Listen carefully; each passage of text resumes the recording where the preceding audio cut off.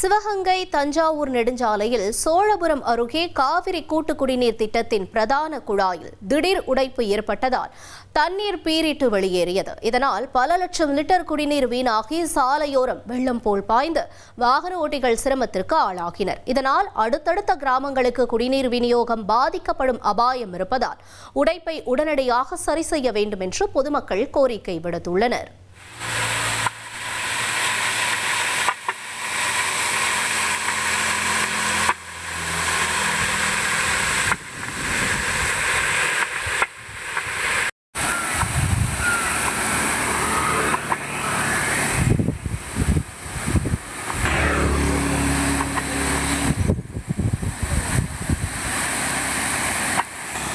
ஒரு கோடியே 28 லட்சம் மனங்களை வென்ற தந்தி டிவி யூடியூப் சேனல். தவிர்க்க முடியாத தம்ப்நெயில், கலக்கலான கான்டென்ட்ஸ். நீங்களும் இந்த குடும்பத்தில் இணைய இப்பவே சப்ஸ்கிரைப் பண்ணுங்க.